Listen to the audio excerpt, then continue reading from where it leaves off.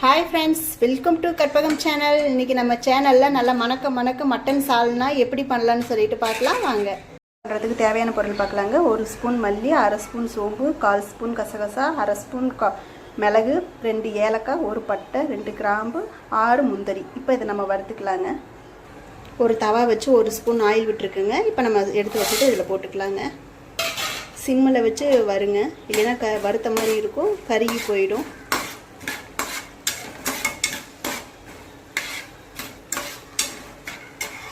இப்போ இந்த அளவுக்கு இந்த வறுபட்டதுக்கப்புறம் இதில் ஒரு பெரிய வெங்காயத்தில் அரை வெங்காயங்க, கொஞ்சமாக தேங்காய் தேவையான அளவுக்கு இப்போ அதை நல்லா வறுத்துக்கலாங்க। வெங்காயம் கலர் சேஞ்ச் ஆகிற வரைக்கும் வறுத்துக்கலாம்।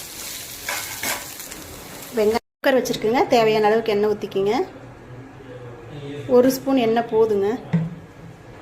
எண்ணெய் காஞ்சிருச்சுங்க, அதுக்கு தாளிக்கிறதுக்கு தேவையான பொருட்கள்: பிரிஞ்சி இலை, 1 ஏலக்காய், 2 கிராம்பு, பட்டை, 1 துண்டு, பசி கொஞ்சங்க। பொரிஞ்சிருச்சுங்க। இப்போ வெங்காயம் போட்டுக்கலாங்க। அரை பெரிய வெங்காயம், 1 கொத்து கருவேப்பிலை நல்லா வதக்கிக்கலாங்க। கலர் சேஞ்ச் ஆகிற வரைக்கும் வதக்கிக்கலாம்। வெங்காயம் நல்லா வதங்கிடுச்சுங்க। இப்போ இதில் 1/2 ஸ்பூன் இஞ்சி பூண்டு பேஸ்ட்டுங்க, இந்த ஸ்பூனில் 1/2 ஸ்பூன் நல்லா பச்சை வாசனை போகிற அளவுக்கு வதக்கிக்கலாங்க। இஞ்சி பூண்டு பேஸ்ட் நல்லா வதக்காச்சுங்க। இதில் இப்போ மீடியம் சைஸ் தக்காளி எடுத்து கட் பண்ணி வச்சுருக்கேங்க, இதை போட்டுக்கலாங்க। ஏன்னா புளிப்பு அதிகமாக இருக்கக்கூடாதுங்க, அதனால் நான் சின்ன தக்காளி எடுத்து கட் பண்ணி வச்சுருக்கேன்। இப்போ நீங்கள் எவ்வளோ செய்கிறீங்களோ அந்த அளவுக்கு தக்காளி போட்டுக்கோங்க।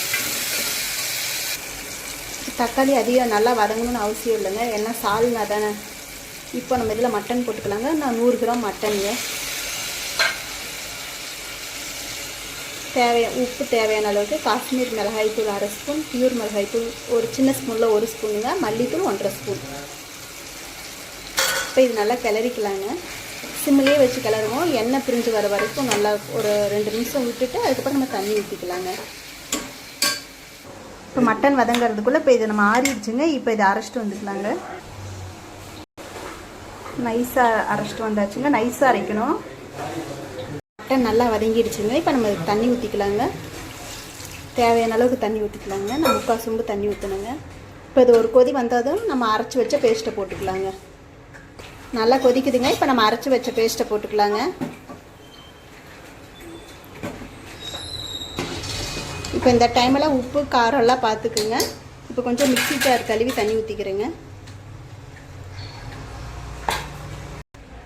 இப்போ எனக்கு உப்பு பத்தலைங்க, கொஞ்சமாக உப்பு போட்டேன்। இப்போ இதில் 1 கை புதினா, மல்லி। இப்போ இது குக்கர் மூடி போட்டுடலாங்க, ஒரு 8 விசில் விடலாங்க, ஏன்னா மட்டன் அப்போ தான் வெந்து வரும்। விசில் வந்ததுக்கப்புறம் நம்ம குழம்பு எப்படி இருக்குன்னு பார்க்கலாம்। விசில் வந்துடுச்சுங்க, இப்போ நம்ம சால்னா எப்படி இருக்குன்னு பார்க்கலாங்க। சால்னா பாருங்கள் எவ்வளோ கலர்ஃபுல்லாக சூப்பராக இருக்குங்க। இந்த சால்னா மட்டனில் தான் பண்ணலான்னு இல்லைங்க, சிக்கன்லேயும் பண்ணலாம்। இந்த அளவுக்கு தாங்க இருக்கணும், ரொம்ப லூஸாகவும் இருக்கக்கூடாது, ரொம்ப கெட்டியாகவும் இருக்கக்கூடாது। இதுக்கு சப்பாத்தி, பரோட்டா, பிரியாணி 3க்குமே சூப்பராக இருக்குங்க। இதே மாதிரி நீங்களும் செஞ்சு பாருங்கள்। இந்த வீடியோ பிடிச்சிருந்தா லைக் பண்ணுங்கள், ஷேர் பண்ணுங்கள், சப்ஸ்கிரைப் பண்ணுங்கள்। இன்னொரு இன்ட்ரெஸ்டிங்கான வீடியோவில் பார்க்கலாம்। Okay, thank you.